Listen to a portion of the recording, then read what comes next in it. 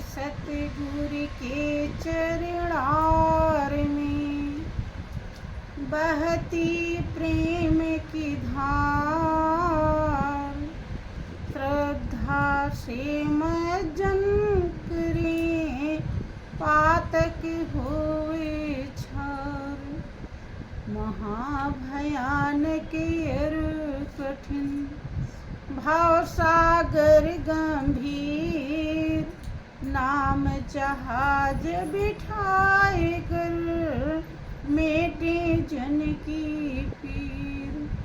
शाश्वत सुख की खोज में भटके जीव दिन रैन, सतगुरु की अनुकंपा बिना कबहु न पावे चैन।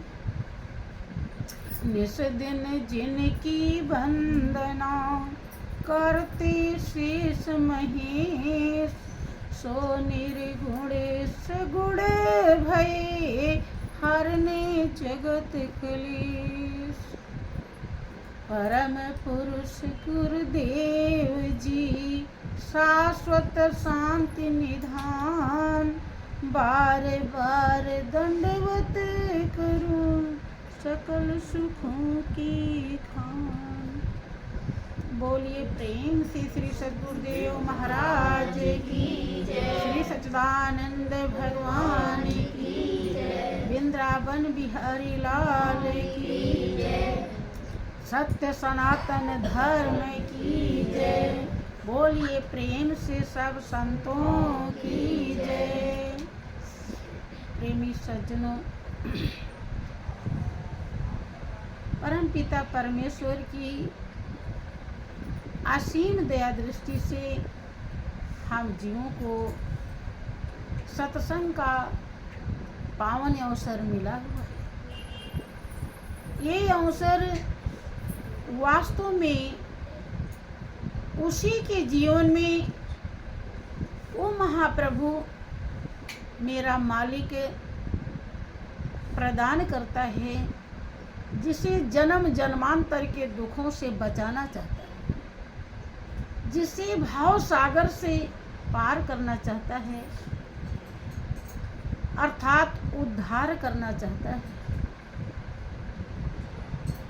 ये अवसर जिसने भी संभाल लिया उसके जीवन की कीमत मिल जाती है। लेकिन संभाल कोई कोई पाता है। जितने भी आते हैं सबके अलग अलग भाव होते हैं, अलग अलग विचार होते हैं, अलग अलग संस्कार होता है, कर्म कमाई होती है और उसी के अनुसार यहाँ से वो लाभ उठाता है। नहीं तो ये अवसर जिसके जीवन में मिला उसका जीवन जीवन बन गया। जीवन की कीमत यहीं से मिलती है और दूसरा कोई जरिया नहीं। सत्संग ही एक ऐसी गहराई है और सच्चाई है जहाँ से हम पहुँच करके मनुष्य जिंदगी क्यों मिली है, परम कर्तव्य क्या है, वो कर पाते हैं। और नहीं तो खाने और सोने में ही जिंदगी बीत जाती है। वही सिखों के पहले गुरु नानक हुए हैं। उन्होंने अपने अनुभव को व्यक्त करते हुए दुनिया वालों को समझाया है कि 184 भ्रम दिया पोपे अटकाया है और अब की पासा ना पड़ा तो फिर 84 के 184 यौन में मानुष देह प्रधान बिना भजन भगवान के चली अकारथ 84 लाख योनियों में मनुष्य की जिंदगी प्रधान योनि है, प्रधान जिंदगी है, सबसे मुख्य है। लेकिन अगर भजन नहीं किया तो फिर उसे 84 में जाना पड़ता है। 84 लाख योनि से निकाल करके मालिक ने देव दुर्लभ जिंदगी मनुष्य का दिया है। किस लिए दिया है? कि ताकि आप भजन कर लें।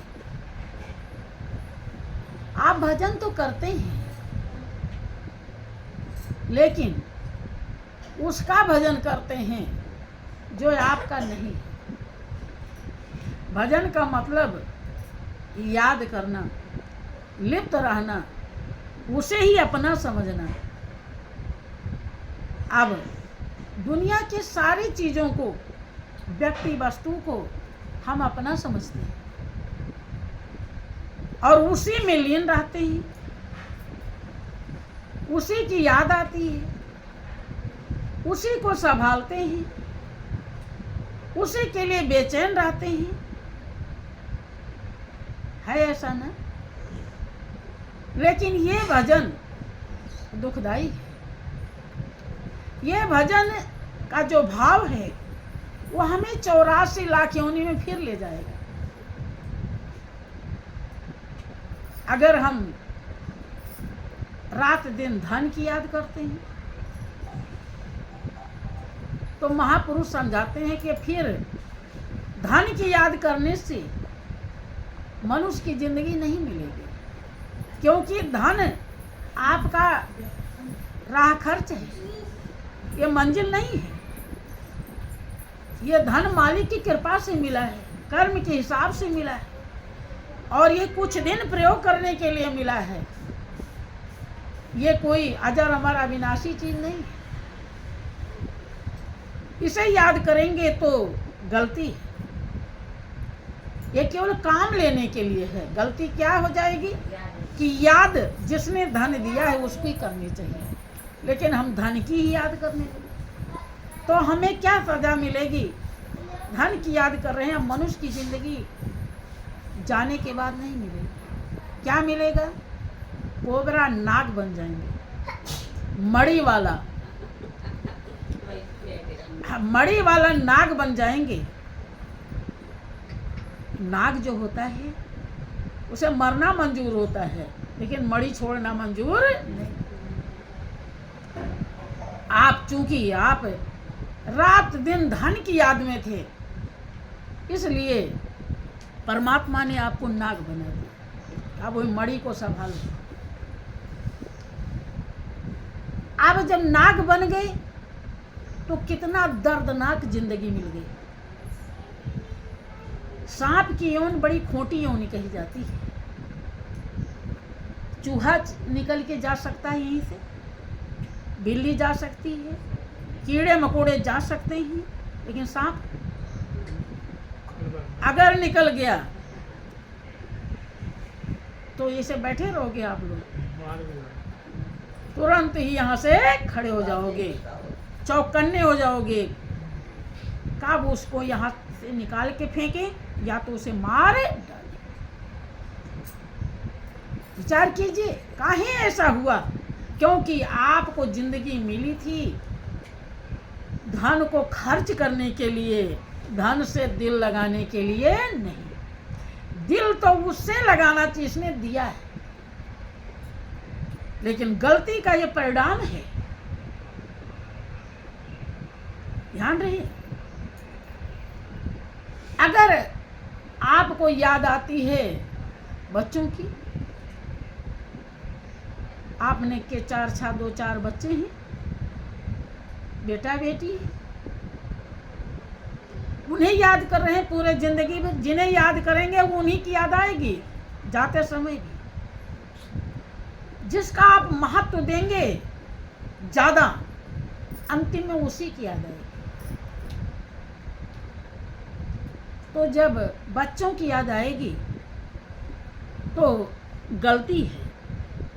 बच्चों की याद करने के लिए बच्चे नहीं मिले। बच्चे तो 4 दिन जीवन को संवारने के लिए सहयोगी मिले, ताकि आप इस अपने जीवन को जी सकें और उनके सहयोग से मालिक से प्रेम कर सकें, मालिक को पहचान कर मालिक से दिल लगा लें। क्योंकि वो बच्चे किसी और ने दिया है। वो आपका नहीं, वो आपके साथ ना आए हैं न जाएंगे, कुछ ही दिन के लिए, लेकिन आप उन्हीं को याद कर रहे हैं रात दिन।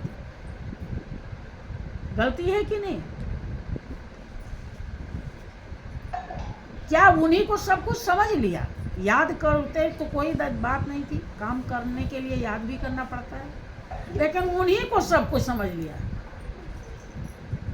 वो अच्छे हैं तो अहंकार में भरे फिर, और वो अगर उल्टे हो गए तो रोते फिर रहे, मेरा बच्चा ऐसा, मेरा बच्चा वैसा, ये उसी में लीन है।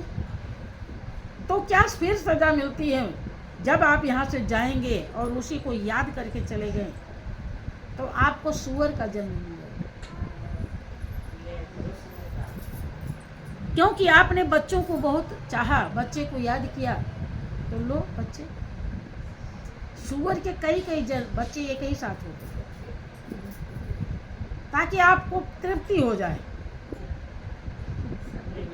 जब मनुष्य की जिंदगी में बच्चों से तृप्ति नहीं हुई, उन्हें पढ़ाया लिखाया पाला पोसा, लेकिन उनकी बाणी आपके दिल में तीर की तरह चुभी, फिर भी आप उनसे अलग नहीं हुए, तो धरे नहीं आप। मालिक को नहीं याद किया आपने, मालिक को हृदय में नहीं बसाया, तो फिर अब सुधारना है ना प्रभु को। इसलिए वो फिर जाते समय आपने याद किया, हाय बेटी वहाँ है, बेटा वहाँ है। लोग बुलाते हैं ना मरते समय, उस बेटी को बुला दो। काहे? क्योंकि उसी को सब कुछ समझा है। संत महान पुरुष नहीं किसी को बुलाते, क्योंकि वो जिसको बुलाते हैं वो पास ही रहता है, तो उसी में विलीन हो जाते हैं। लेकिन दुनिया वाले जब बेटा बेटी को अपना समझाए, उन्हीं की याद आएगी और फिर सूअर का जन्म मिल जाता है। अब सूअर भागती रहती है, बच्चे दौड़ते रहते हैं। अब विचार करो कि अगर बच्चा आपका कुछ देर तक दूध पीता रहे तो माँ परेशान हो जाती है। हमने देखा कि कई बार बचपन में कि माताएं बच्चे को पीटने भी लगती।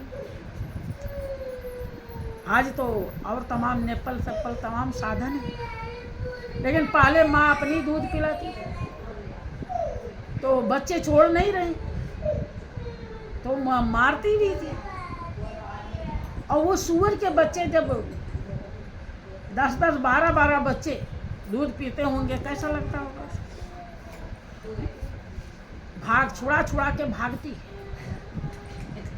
फिर भी वो पिंड नहीं छोड़ते। देखो, कभी ध्यान दो, दुनिया को पढ़ना चाहिए, पढ़ने के लिए मिला है ये, लिप्त होने के लिए नहीं। पढ़ाई करो, इसकी पढ़ाई करोगी तब डिग्री मिलेगी। सुना नहीं है तो पता भी नहीं है। हाँ हाँ, जब पता चलेगा। हाँ है ना। फिर आप देखो, अगर आपने मालिक को याद नहीं किया तो यही सब होगा। अगर आपको मकान से ज्यादा प्रेम है कि बड़े मेहनत से बनाए हैं, हाय अब क्या कर, बस कुछ ही दिन रह पाए, अब तो जाना पड़ रहा है, तो याद आएगी मकान की। बड़ा आलीशान मकान था, बड़ा कटिंगदार बनाए थे, सुंदर बहुत लग रहा था। अब क्या करें, अब तो छोड़ के जाना है। जब मकान की याद आ जाएगी तो आपको चूहे का जन्म मिल जाएगा। चूहा बहुत मकान बनाता है, हरदम रात दिन मकान ही बनाता है। प्रभु का देता लो, हाँ, जिसकी तुम्हें बहुत जरूरत थी ना, अब छक जाओ। तो 100 बिलों के दुर्ग में रहता है वो चूहा, किले में। दुर्ग माने किला होता है, और फिर भी बनाना बंद नहीं करता है। तो आप विचार करो, मनुष्य से चूहा बन गए, अच्छी बात है। सूअर बन गए, अच्छी बात है, हैं? अगर प्रभु से प्रेम लगाते तो प्रभु बन जाते। दोनों काम आप कर सकते हैं, सुअर भी बन सकते हैं और प्रभु भी बन सकते हैं। अगर सत्संग की सच्चाई को समझ लिया